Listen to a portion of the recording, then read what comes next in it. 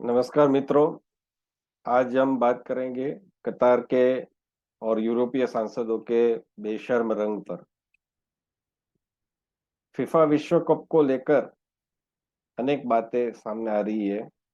France और Argentina, उनके बीच final match हुआ। मेसी का अच्छा प्रदर्शन फ्रांस अर्जेंटीना को जीत की ओर ले गया।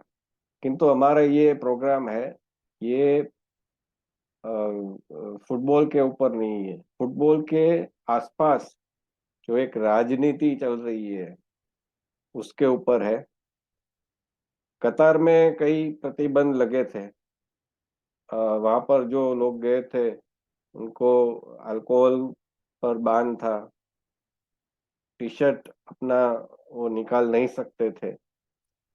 जो कपड़े थे वो घुटने के ऊपर नहीं पहन सकते थे। ऐसे कई कई प्रतिबंध थे जो भारत में यदि लगते तो उसमें फ्रीडम ऑफ एक्सप्रेशन तो नहीं, लेकिन लिबरलिज्म और क्या कपड़े पहनना है, क्या नहीं पहनना है, क्या खाना है, क्या नहीं खाना है, आप तय करने वाले कौन होते हैं, ऐसा प्रश्न भारत में ही उठता और फिर पूरे विश्व में उठता। लेकिन कतार में ऐसा कोई प्रश्न नहीं उठा है क्योंकि अमेरिका उसके साथ में खड़ा है।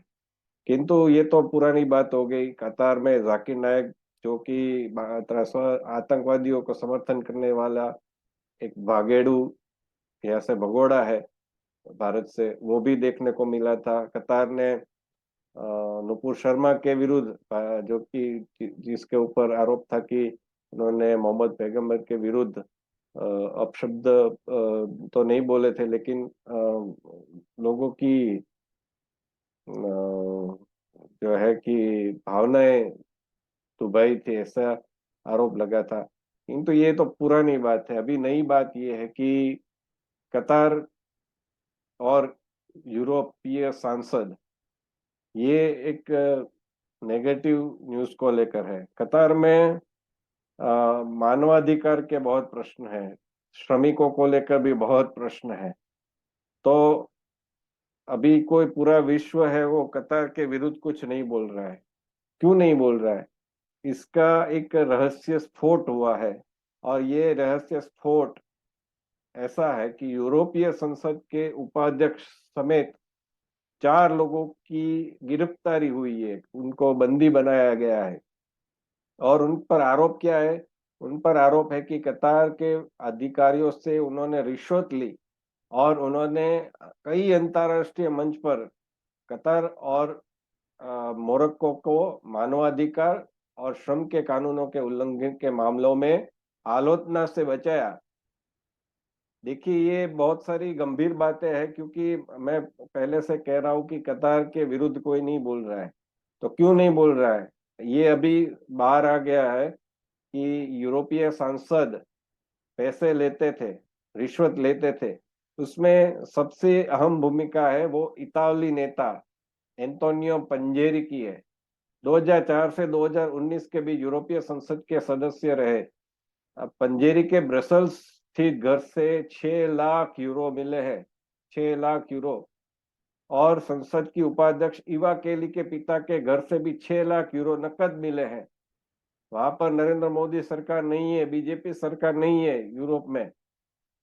और केली का दावा है कि उन्हें नहीं पता था कि सूटकेस में क्या है, उन्हें यह पंजेरी ने दिया था। तो ये बहुत ही गंभीर बात हो गई है। अब तक कुल 15 लाख यूरो बरामद हो चुके हैं। इसके अलावा पंजेरी की पत्नी और बेटी के शाही सैर सपाटे के लिए 1 लाख यूरो का भुगतान कतार की ओर से किया गया। और दावा तो ये भी है कि इस घूसकांड में कई बड़े लोग शामिल हैं। तो ये पूरा जो मामला है वो मामला आप देख सकते हैं कि कितना बड़ा है।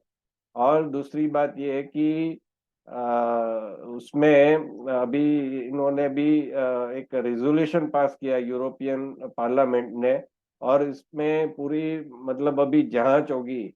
और जो रिजोल्यूशन पास हुआ है उसमें 541 लोगों ने वोट किए।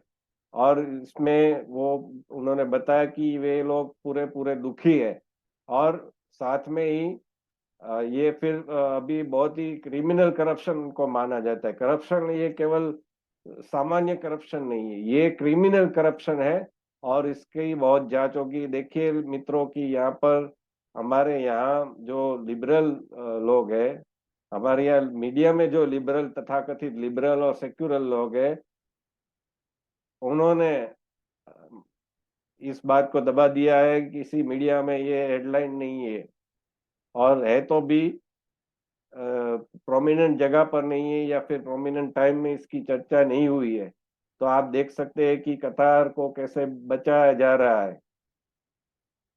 दूसरी बात यह है कि इसमें एनजीओ की भी भूमिका है, वो संदेहजनक है। जो एक एनजीओ है उस पर आरोप लगे, उसका नाम है फाइट इम्प्यूनिटी। इसका पता ब्रसेल्स का शाही महल और रुए दुकाले दिखाया गया है। इसी पते पर 12 और एनजीओ पंजीकृत है, जबकि मालिक ने किसी और एनजीओ को यह जगह दी थी। और इस एनजीओ के साथ बड़े बड़े लोगों के नाम जुड़े हुए। फाइट इम्प्यूनिटी के साथ यूरोपीय संघ की पूर्व विदेश नीति प्रमुख फेडेरिका मोगेरिनी, फ्रांस के पूर्व प्रधानमंत्री बर्नार्ड केजेनोवे, और पूर्व यूरोपीय आयुक्त दिमित्रिस आवारामोपोलोस, उनका नाम जुड़ा है। और भ्रष्टाचार का खुलासा होने पर सबने बोर्ड से त्याग पत्र दे दिए। तो एनजीओ सिर्फ भारत में ही नहीं है कि जो एक अनैतिक काम करती है, जैसे एमनेस्टी और दूसरी एनजीओ पर प्रतिबंध लगाए गए हैं। तो ये एनजीओ क्या काम करते हैं, अभी आप सब को उसमें पता चल गया होगा कि ये एनजीओ भारत के विरुद्ध काम करती है और कतार को बचाने का काम करती है। तो ऐसी एनजीओ के नाम भी बाहर आ रहे हैं। हम नहीं कह रहे कि ये सच्ची है, लेकिन इस पर एक रिपोर्ट जो आई है, वो रिपोर्ट में कहा गया है कि एनजीओ भी इसमें शामिल है। तो ये कतार कतार को क्यों बचाया जा रहा है? कतार के पास अल जजीरा मीडिया है, और अल जजीरा मीडिया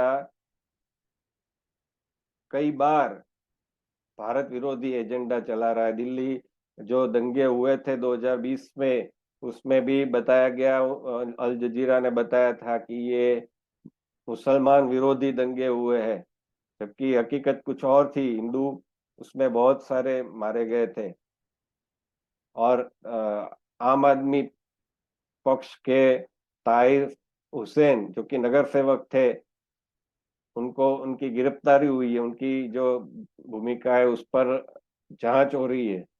तो ये जो अल जजीरा है वो भी एजेंडा चलाता है, उसका मीडिया, कतार का मीडिया।